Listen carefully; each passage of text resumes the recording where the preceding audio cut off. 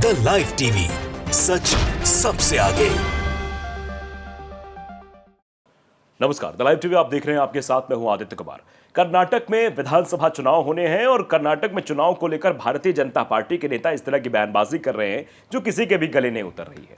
आपने देखा था पिछले 2 सालों में कर्नाटक में किस तरह ध्रुवीकरण मुद्दों को हवा दी गई, कैसे हिंदू मुसलमान कराने की कोशिश की गई, और अब के ईश्वरप्पा जो हमेशा विवादित बयानों के लिए जाने जाते हैं, जो विवादित बयान ही देते हैं, अभी कुछ दिन पहले अपनी पार्टी से नाराज चल रहे थे, लेकिन अब जो भाषण दे रहे हैं उनका भाषण बड़ा ऊटपटांग होता है।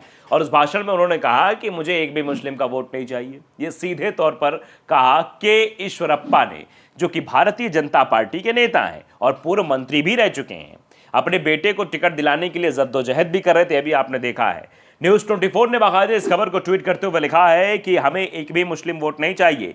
बीजेपी नेता और कर्नाटक के पूर्व मंत्री के.एस. ईश्वरप्पा का बयान आया है कि हमें एक भी जो है मुस्लिम्स वोट नहीं चाहिए। ये अपने आप में जिस तरह दर्शाता है किस तरीके से चुनाव आते ही ऐसे नेता ऐसे विवादित भाषण देने लगते हैं, ऐसी विवादित भाषा का इस्तेमाल करने लगते हैं। तो आप अंदाजा लगा सकते हैं किस तरीके की चीजें हो रही हैं। कर्नाटक चुनाव के पहले चीजें निकलकर सामने आई। We don't want even a single Muslim vote, ये बात कही गई है सीधे तौर पर। किसके द्वारा? के ईश्वरप्पा के द्वारा। कर्नाटक चुनाव को लेकर बीजेपी के नेता के ईश्वरप्पा का भड़काऊ बयान, कहा बीजेपी को नहीं चाहिए मुस्लिम वोट। कर्नाटक विधानसभा चुनाव को लेकर सरगर्मी बढ़ी हुई है। बीजेपी जीत को लेकर हथकंडे अपना रही है। इसी कड़ी में सोमवार को शिवमोगा के विनोबा नगर में आयोजित सभा के दौरान बीजेपी के वरिष्ठ नेता और पूर्व मंत्री के.एस. ईश्वरप्पा ने भड़काऊ बयान दिया। कर्नाटक विधानसभा चुनाव को लेकर सरगर्मी बढ़ी हुई है। बीजेपी जीत को लेकर तरह तरह की चीजें करती हुई नजर आ रही है और ये जो शिवमोगा में जो बयान आया है ये सवाल खड़े कर रहा है। के ईश्वरप्पा ने कहा कि बीजेपी को मुसलमानों के एक भी वोट की जरूरत नहीं है, लेकिन राष्ट्रवादी मुस्लिम भगवा पार्टी को वोट देंगे। बीजेपी नेता इस बयान को दे रहे थे। हैरान कर देने वाली बात यह है कि इस दौरान बीजेपी नेता व पूर्व मुख्यमंत्री बी.एस. येदियुरप्पा भी मौजूद थे। बी.एस. येदियुरप्पा जो लिंगायत समुदाय के बड़े चेहरे माने जाते हैं और लिंगायत समुदाय उनको पसंद करता है और येदियुरप्पा पर ही ये चुनाव टिका हुआ है। येदियुरप्पा पहले तो नाराज बताए जा रहे थे, लेकिन फिर उन्होंने जिस तरीके से सक्रियता दिखाई उसको लेकर कहा जा रहा है कि बी.एस. येदियुरप्पा साथ हैं।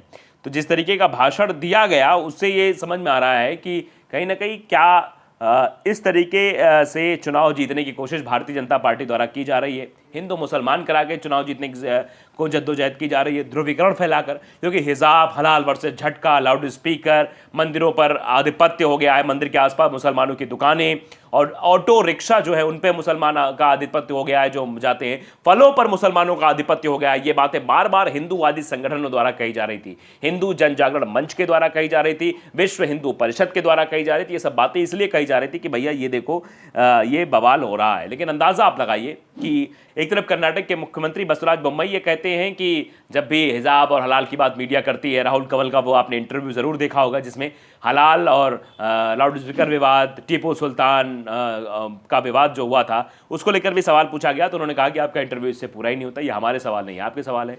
तो बसवराज बोम्मई तो अलग वे में जा रहे हैं जो कर्नाटक के मुख्यमंत्री है भारतीय जनता पार्टी के, लेकिन यहाँ पर पूर्व मंत्री के.एस. ईश्वरप्पा और बी.एस. येदियुरप्पा उनके पास बैठे हुए हैं, वो इस तरीके के भाषण दे रहे हैं। यानी बीजेपी क्या 2 धड़ों पर साथ चलने की कोशिश कर रही है? क्या समस्याएं हो रही, क्या चीजें हो रही, अपने आप में बहुत बड़ा सवाल है। एएनआई ने भी इसको ट्वीट किया है, बाकायदे लिखा है कि we don't want even a single Muslim vote, said BJP leader and former Karnataka minister K S. Eshwarappa speaking on the issue of religion conversion at the Veerashaiva Lingayat meeting in Shivamogga yesterday. यानी जो लिंगायत समुदाय के लोगों की एक मीटिंग रखी गई थी शिवमोगा में, वहां पर इस तरीके की भाषा बोलते हुए नजर आए के.एस. ईश्वरप्पा इसके पहले भी चीज़ें बोल रहे थे, वो संन्यास ले रहे थे, बीजेपी गले की फांस बनते जा रहे थे, लेकिन फिर प्रधानमंत्री नरेंद्र मोदी का फ़ोन आता है। प्रधानमंत्री नरेंद्र मोदी के फ़ोन के बाद उनकी चीज़ें बदल जाती हैं। किस तरीके से बदलते हैं ये भी ज़रा आप जान लीजिए। अगले महीने होने वाले कर्नाटक विधानसभा चुनाव लड़ने के लिए टिकट से इंकार करने पर भाजपा के वरिष्ठ नेता के.एस. ईश्वरप्पा को खुद प्रधानमंत्री नरेंद्र मोदी का फोन आया था। राजनीतिज्ञ द्वारा साझा किए गए वीडियो में ईश्वरप्पा को प्रधानमंत्री ये कहते हुए सुना सकता है कि ये बहुत अच्छा लगता है कि आप जैसे नेता मेरे जैसे एक साधारण कार्यकर्ता को बुला रहा है।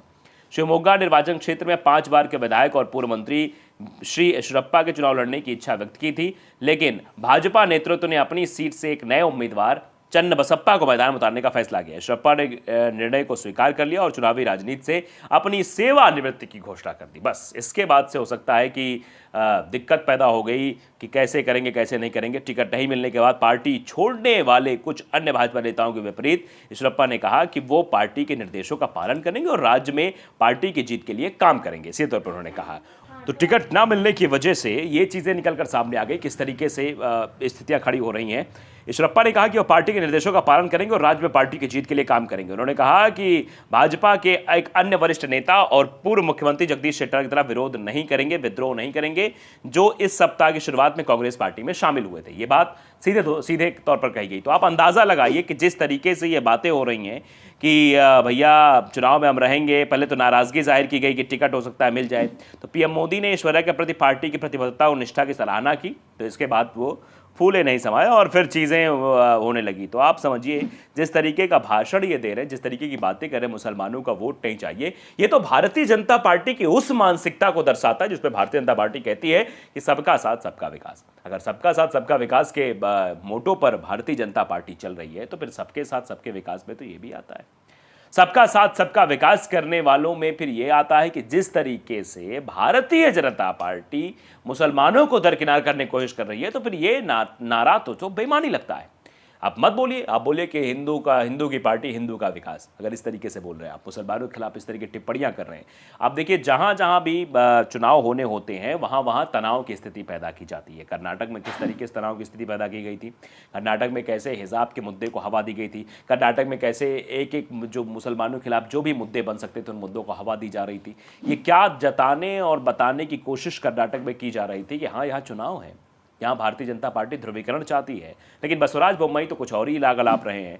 फिलहाल चुनाव दिलचस्प है, कांग्रेस पूरी ताकत के साथ चुनाव लड़ रही है और लगातार मल्लिकार्जुन खड़गे जो कि कांग्रेस के अध्यक्ष हैं वो कहते हुए नजर आ रहे हैं कि कर्नाटक का चुनाव बेहद इंपॉर्टेंट है और यहाँ 150 सीटें जिताना है, क्योंकि Bharatiya Janata party operation lotus करने पर उतर आती है और ये ऑपरेशन लोटस करके आपके जो वोट हैं जो आपने दिया है कांग्रेस पार्टी को उसको खराब करने की कोशिश करते हैं। इसलिए 150 सीटें जिता के भेजना ताकि इन लोगों को कोई चाल कामयाब ना हो पाए, क्योंकि ये चालें चलते हैं, ये लोग बर्बाद करने की कोशिश करते हैं।